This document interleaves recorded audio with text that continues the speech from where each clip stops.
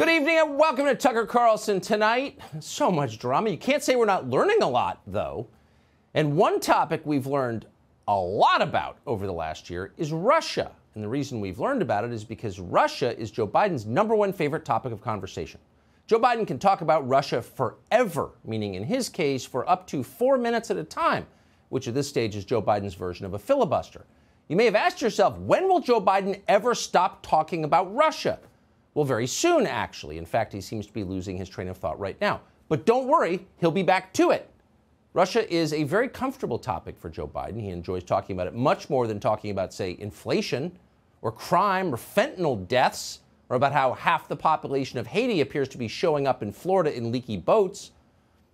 Those subjects may interest you since you live in this country, but not Joe Biden. Despite appearances, Biden doesn't actually live here. In his head, Joe Biden is floating high above the Sea of Azov, swooping in over southeastern Ukraine like a Botox superhero, just to make sure everything's okay with his little buddies, the Ukrainians. Joe Biden's a protector that way.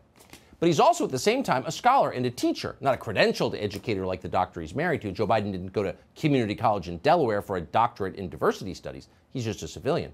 But Biden can still lecture with the best of him. If you signed up for his Intro to Russia is Bad class this semester, you will not be disappointed.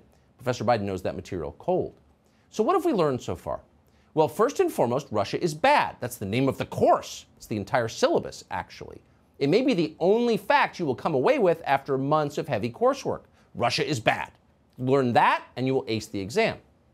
Now, to be clear, we're talking about Russia here. We're not talking about the Soviet Union. There's a difference, and Joe Biden's been around long enough to know what that difference is. He's seen it firsthand. The Soviets wanted peace. Joe Biden told us that repeatedly in the 70s and 80s. Russia, by contrast, just wants war. The Russians are warlike people. It's inherent. Russians are driven by bloodlust. They have tiny brains. Their breath smells like herring. They're always drunk, often on aftershave or household cleaning products. On Sunday mornings, when good people are still asleep at home with their families, your average Russian will still be lurking through the dark streets, leering through bloodshot eyes, trying to subvert somebody else's democracy or conquer a peace-loving neighbor. That's just who Russians are. It's what they do. But if there's one thing you absolutely must know about Russia, if you're going to navigate this world, that thing is that on February 16th, 2022, Vladimir Putin is going to invade our closest ally in the world, Ukraine. So write that down. February 16th, 2022, Ukraine invasion begins. That's the day. Joe Biden has been very clear about that. So have the intel agencies, and of course their stenographers in the news media. As Politico put it, quote, Russia will start a physical assault on Ukraine as soon as February 16th, multiple U.S. officials confirmed a physical assault. But this won't be your typical physical assault like the kind you've experienced in the New York City subway. No. According to Politico, this physical assault, quote, could be preceded by a barrage of missile strikes and cyber attacks. So these aren't just gang members, they're Russians. The Daily Mail confirmed Politico's reporting. Quote, Putin has decided to invade Ukraine on Wednesday, read the headline. Brits and Americans told to get out now. That same day, the Mirror in London let us know they had seen Vladimir Putin's planning documents, and Operation Snuff Out Ukrainian Democracy was already in motion. Quote, Russian invasion of Ukraine set for 3 a.m. tomorrow with missiles and tank attack. So February 16th, 2022 was definitely the day the music was going to die in Ukraine. Everybody knew that. But weirdly, nobody thought to tell the president of Ukraine, who is an obedient puppet of the Biden State Department, you might think would have heard the news. But no, he hadn't. He was baffled by it. He said this, quote, we are told that February 16th will be the day of the attack. We will make it a day of unity. The relevant decree has already been signed. On this day, we will hang national flags, wear blue and yellow ribbons, and show the world our unity. That was President Zelensky. Now, keep in mind that in addition to being a puppet of the Biden administration, President Zelensky of Ukraine was also at one point a low-grade comic of some kind. So he was kidding. That was a joke. But in the American news media, there are no jokes. Humor has been banned for several years now. In fact, at this point, you're more likely to hear a joke on a Russian news broadcast than on American television, which is pretty amazing if you think about it. Things have changed. In any case, the readers of teleprompter on our TV channels did not get this joke at all. So here's the coverage they produced. This is CNN Breaking News. We're back with more on the breaking news just out of Ukraine. President Zelensky saying Ukraine has been informed that this Wednesday The 16th will be the day of the attack. Ukraine's President Zelensky addressing his nation today about reports intelligence picked up that actual date for an attack of Wednesday. Telling them that he is told that February 16th will be the day of the attack. President Zelensky saying that his government has been told that February 16th will be the day of a possible attack. Today, defiant Ukrainians celebrated a day of unity. There had been reports and intelligence warnings that today, February 16th, might be the day of the invasion. Of course, that's up to Vladimir Putin. Will Ukraine be ready? Oh, yeah, that's up to Vladimir Putin. They didn't get it was a joke. So it put us in a very weird position where suddenly we were being lectured on humor by Eastern Europeans. Think about that for a minute. Zelensky's staff issued a statement explaining that actually he was kidding. So some news outlets had to update their reporting, but they were clearly annoyed with Zelensky. Quote, Ukrainian leader makes confusing joke about Russian invasion, harumphed New York Magazine. But here's the funniest part of all. There was no invasion. February 16th, 2022 was yesterday. Nothing happened. Vladimir Putin did not invade Ukraine.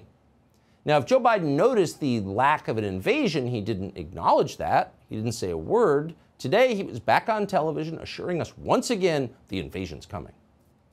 How high is the threat of a Russian invasion right now? It's very high. Why? It's very high because they have not moved any of their troops out. They've moved more troops in, number one. Number two, we have reason to believe that they are engaged in a false flag operation to have an excuse to go in. Every indication we have is they're prepared to go into Ukraine, attack Ukraine. Are you going to call Putin? I'm not calling Putin. I have no plans to call Putin right now. Do you think he's made a final decision, sir? So here's a guy who's literally wearing a mask outside, assuring us that he's sane and on the ball enough to know when Putin is going to invade Ukraine. But of course, he's gotten it wrong. What's going on here? Well, the most obvious explanation is it's the most obvious one. Doddering old Joe Biden, who even before he was senile was widely considered a moron in Washington, has been played by Vladimir Putin, who may be evil but definitely is not stupid. If Putin bluffed an invasion of Ukraine to make Biden look ridiculous, it worked. Maybe there was something else going on. Maybe Putin still plans to invade Ukraine. It's hard to know.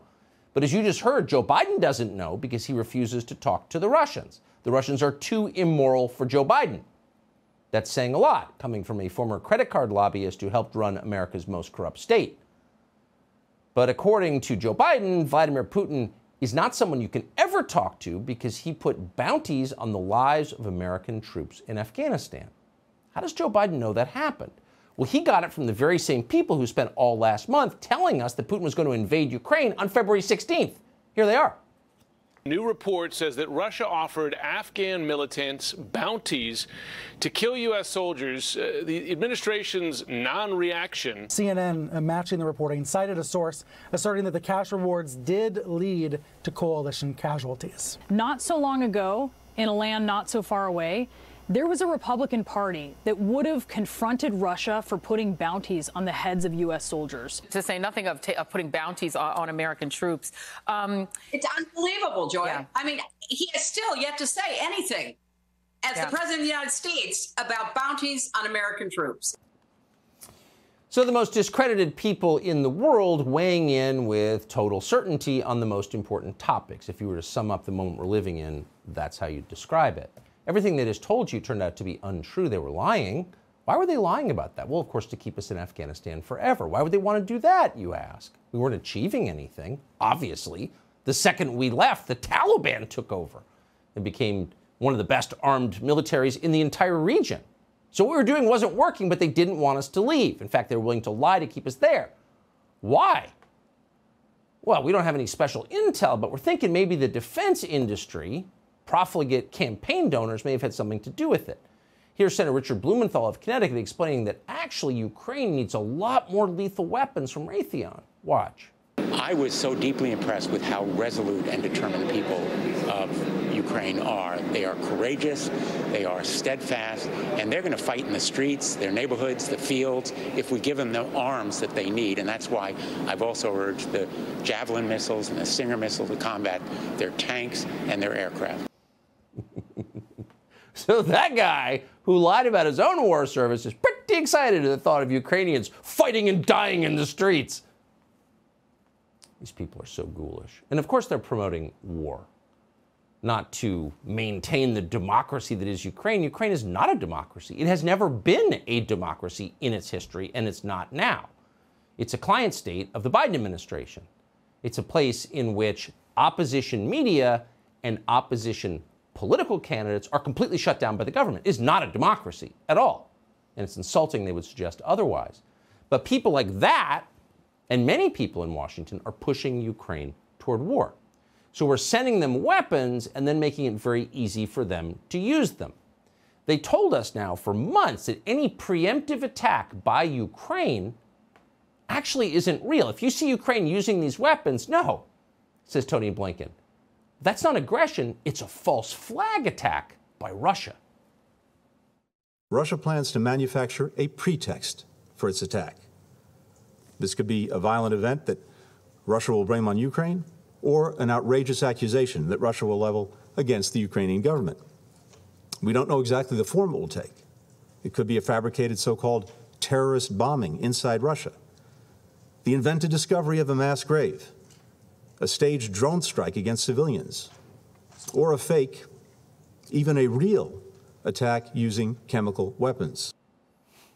So they're going to use chemical weapons, but it won't actually be them. It'll be those diabolical Russians, drunk on aftershave.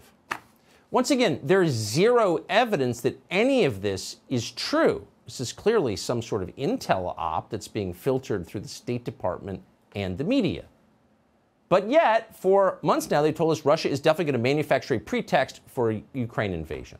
So finally, a lone AP reporter bravely asked, "How do you know this?" And they immediately accused him of working for Putin. He's pretty much the only reporter who asked a question like that. And there's a depressing irony to that. Matt Taibbi put it very nicely this morning in a piece on Substack. Quote, "A big reason we're supposed to be an improvement over Putin's Russia," Taibbi wrote, "is that we don't use the news media as an instrument of information warfare. At least Russian reporters don't have much choice in being conscripted for this duty.